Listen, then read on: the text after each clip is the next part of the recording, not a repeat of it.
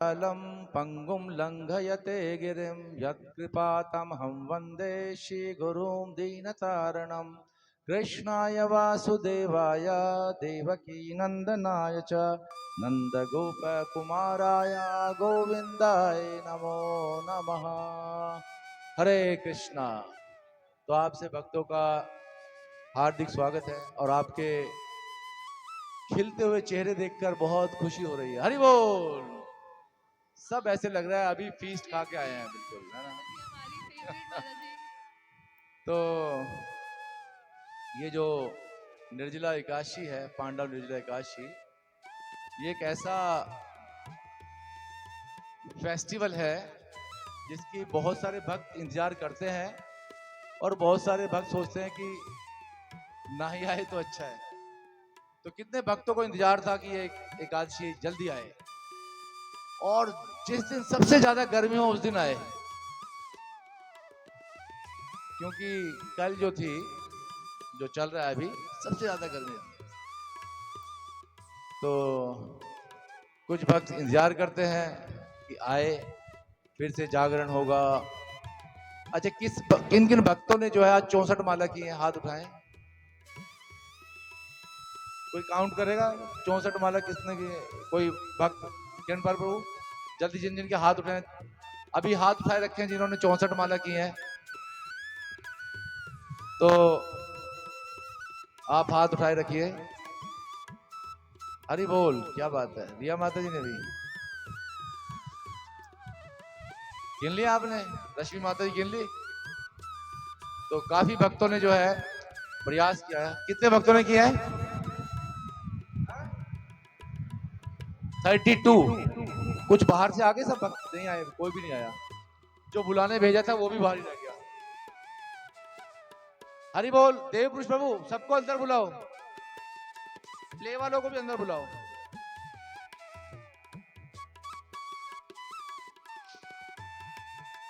तो निश्चित रूप से आप सब जो है बधाई के पात्र हैं जिन्होंने 64 माला का जप किया। अच्छा, ऐसे भी होंगे जिन्होंने 32 की होंगी, और कुछ माताएं बाहर, आवाज तो जाएगी नहीं, कुछ देखने जरा। हरि बोल। कुछ माताएं स्विमिंग पूल में पैर डाल के बैठी हुई हैं, उनको कहो अंदर आए।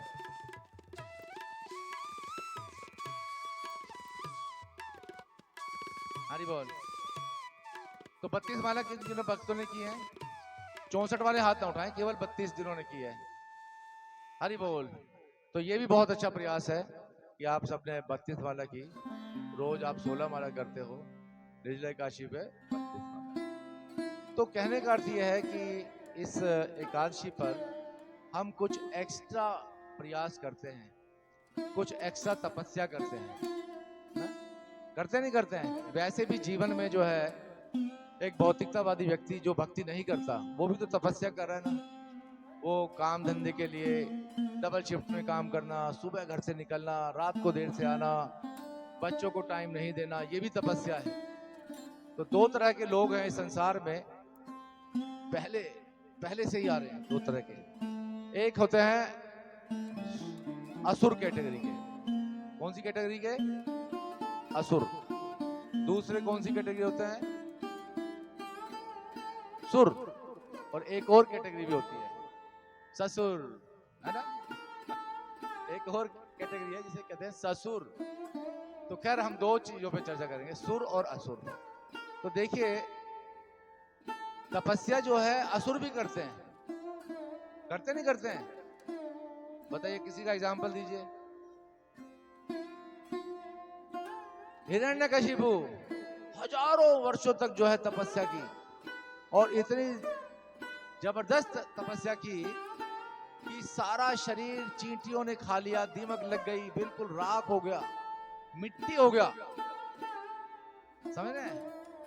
और जब ब्रह्मा जी आए, उन्होंने देखा, अरे कहां से, कौन है ये? तो ढेर है ना, क्या बोलते हैं, बाम्बियों का ढेर, जिसमें वो दीमक लग जाती है, ऐसा ढेर था। कमंडलू से जल छिड़का, पूरा उसको, है ना, ठीक किया, तब जाके पता लगा रहे तो मिस्टर हिरण्यकशिपु हैं। तो क्यों की थी तपस्या? उद्देश्य क्या था?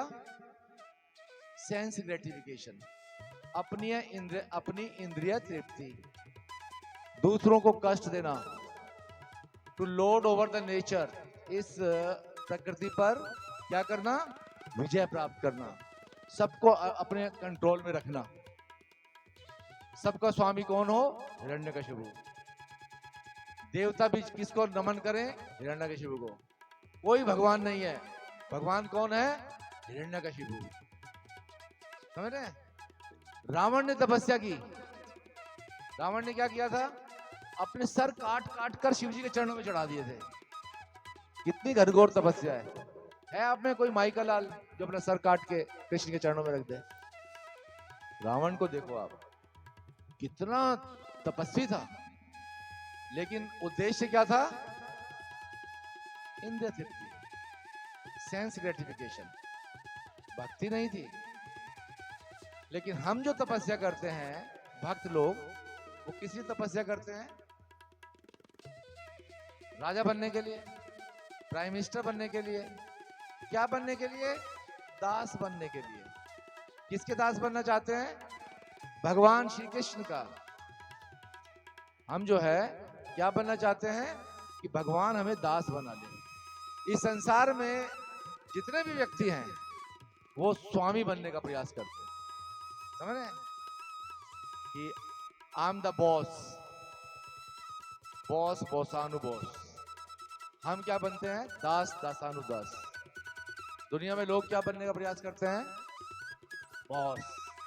कर लो दुनिया मुट्ठी में, सब कुछ जो है मेरे हिसाब से चलेगा।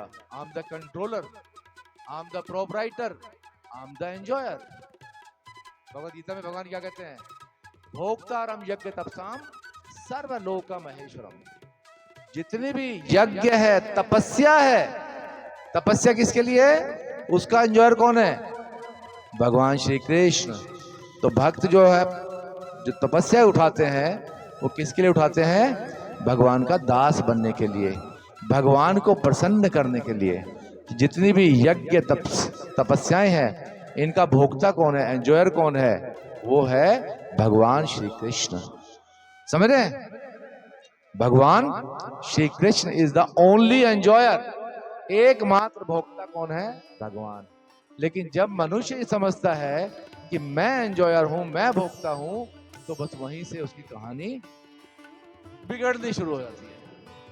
कहानी कहां से बिगड़ती है, जब ये मैं और मेरे की भावना और स्वामित्व की भावना आती है। प्रभुपाद की पुस्तकें अगर हम पढ़ेंगे तो हमें जगह जगह यही देखने को मिलेगा, पढ़ने को मिलेगा कि प्रभुपाद हर दूसरी तीसरी चौथी लाइन में यही बताएंगे कि Krishna is the supreme personality of God head, Krishna is the proprietor, Krishna is the enjoyer, Krishna is the controller.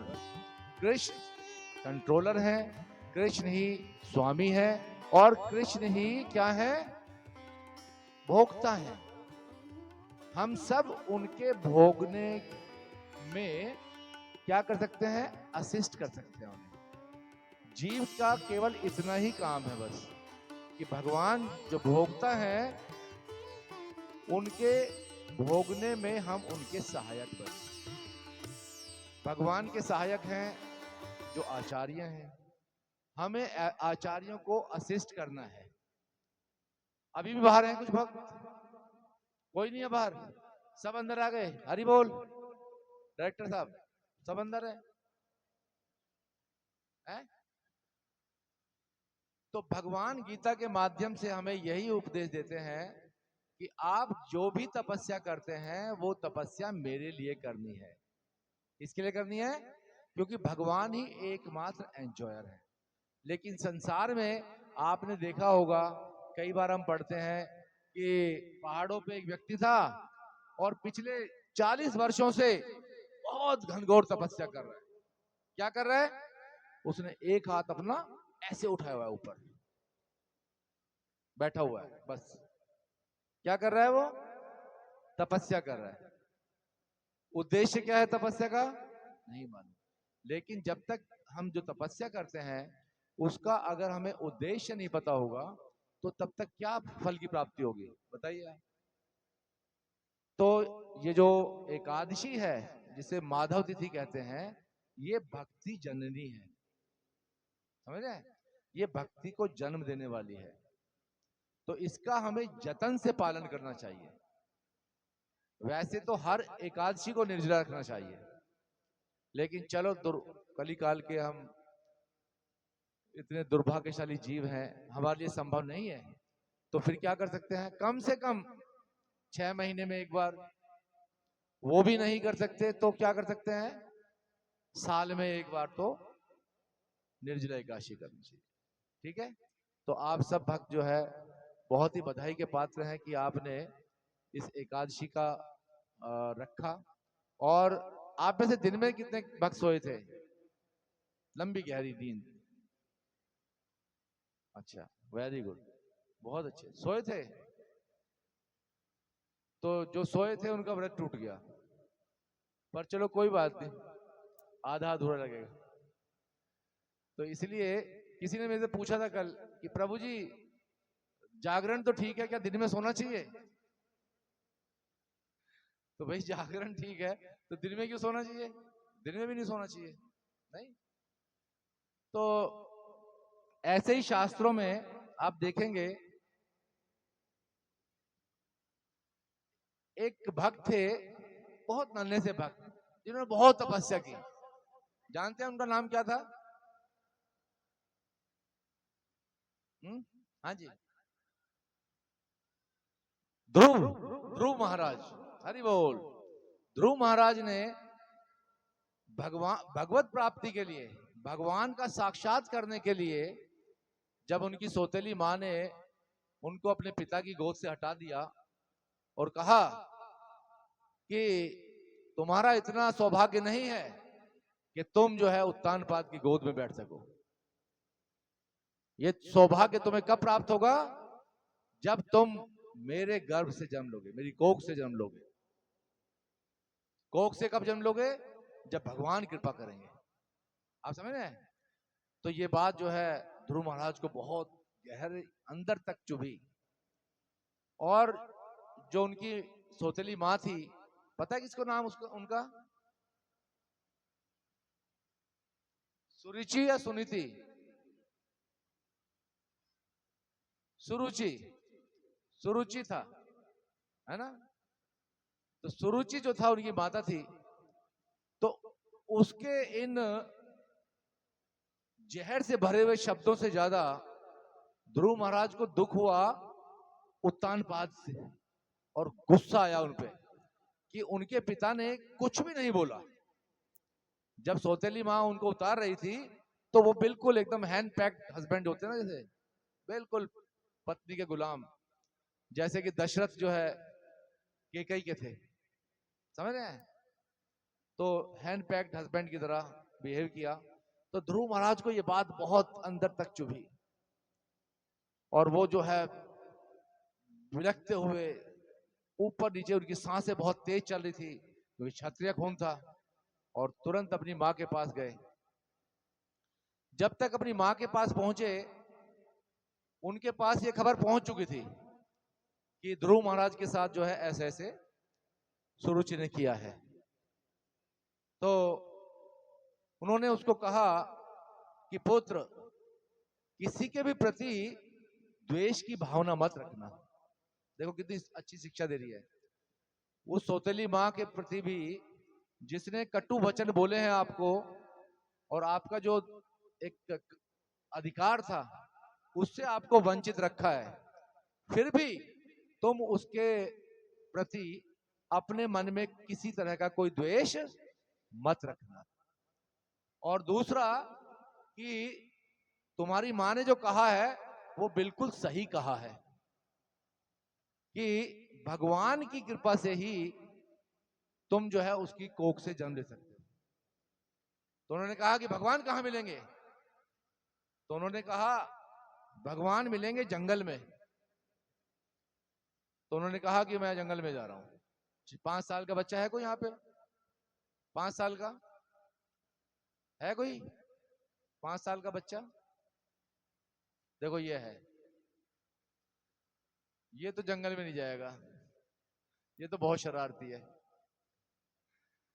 तो 5 साल के ध्रुव में, क्योंकि क्षत्रिय था बिल्कुल, इतना गुस्सा था, रजोगुण था, और उन्होंने ठान ली कि मुझे अब जंगल में जाना है, जंगल में जो है भगवान मिलेंगे, और जंगल में चले गए। वहां पे मुलाकात किससे हुई? नारद मुनि से। नारद मुनि जी आए।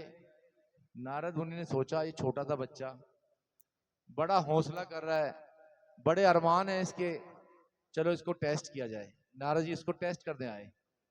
कहने लगे अभी तुम छोटे बच्चे हो, तुम बच्चों में खेलो, अभी जंगल में शेर हैं, भालू हैं, गिद्ध हैं, सियार हैं, बहुत बड़े बड़े जंगली जानवर हैं, आपको खा जाएंगे। ये कोई उम्र है तपस्या करने की? जाओ, अभी आपके खेलने के दिन है। ध्रुव महाराज ने क्या कहा? ऐसा है, यदि मेरी हेल्प कर सकते हो तो करो, वरना मुझे जाने दो, अपना रास्ता नापो। जब उन्होंने देखा उनकी दृढ़ता को, उनके निश्चय को, तो फिर नारद मुनि ने उन्हें उपदेश दिया। ओम नमो भगवते वासुदेवाय। बोलिए, नींद आ रही है ना? जिसको जोर से बोलेगा। ओम नमो भगवते वासुदेवाय।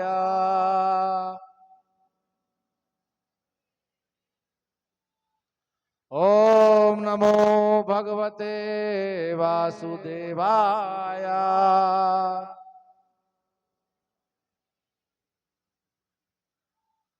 नारद मुनि ने उनको उपदेश दिए, उनको कुछ निर्देश दिए और चले गए। उसके बाद ध्रुव महाराज ने तपस्या करनी आरंभ की। जानते हैं कितने महीनों में उन्होंने साक्षात्कार कर लिया था भगवान का? केवल 6 महीने में। कितने साल के बच्चे थे? 5। यानी कि 5.5 वर्ष की आयु में भगवान से फेस टू फेस मुलाकात हो गई। ठीक है, लेकिन तपस्या कैसी की? निर्जल एकादशी रखी। अभी बताता हूं मैं आपको। पता है किसी को? पहले महीने उन्होंने तपस्या की, ठीक है। तीसरे दिन क्या लेते थे वो? एक पेड़ होता है जिसपे फल आता है, कैथ बोलते हैं उसे, और बेर। बेरी जानते ना? बेर, बेर खाते थे कुछ, और कैथ यानी कि पेड़ से कुछ फल। पहले महीने में तीसरे दिन, हर तीसरे दिन एक दिन खाया, फिर 2 दिन निर्जला उपवास। समझ रहे हैं? 2 दिन निर्जला, फिर तीसरे दिन खाएंगे बेर। पानी भी नहीं पीते थे, केवल बेर खाते थे। बेर में जो पानी चला गया शरीर में, चला गया। पहले महीने उन्होंने तपस्या उठाई। दूसरे महीने अब उन्होंने कहा ये तो बहुत हो गया, अब खाना पीना बहुत हो गया। दूसरे महीने छठे दिन, समझ रहे हैं, क्या खाया? कुछ सूखी घास और कुछ पत्तियां, पेड़ों की पत्तियां और सूखी घास। रोज नहीं खाते थे, छठे दिन। यानी कि अगले महीने कितने दिन खाई होंगे? 5 दिन। 5 दिन, 25 दिन क्या रखा? निर्जला। समझ रहे हैं? हम साल में एक निर्जला रखते हैं। गुरु महाराज देखिए, काउंट कीजिए, पहले महीने कितने निर्जला रखे? 3, 10 दिन खाया, 20 दिन निर्जला। अगले महीने 25 दिन निर्जला। अब तीसरे महीने पे आ जाते हैं। तीसरे महीने पे निर्जला, केवल जल पीते थे। कौन से दिन? 9वें दिन। 9वें दिन थोड़ा सा जल पिया। समझ रहे हैं? तो महीने में कितने 9 दिन आएंगे? 3 मुश्किल से। तो कितने दिन निर्जला रखा? 27 दिन निर्जला उपवास गुरु महाराज ने। चौथे महीने में आते हैं। चौथे महीने में 12वें दिन अब पानी भी बंद कर दिया। समझ रहे? बेर खाना बंद कर दिए, पत्तियां घास खाना बंद कर दी, जल पीना बंद कर दिया। अब क्या खाने लगे? केवल वायु, और वो भी कितना? 12वें दिन। 12वें दिन सांस भरी जयराम जी की। कितने दिन, कितने दिन सांस भरी होगी 12? एक महीने में बोलो। 4th मंथ चल रहा है ये, केवल हवा, पानी भी नहीं, बाकी सब दिन निर्जला। 5th मंथ, 5th मंथ में कोई जल नहीं, कोई पानी नहीं, कोई वाटर नहीं, कोई एयर नहीं। जल पानी वायु तो सब एक ही है ना, जल वाटर पानी, कुछ नहीं, हवा भी नहीं, और एक पैर पर खड़े हो गए।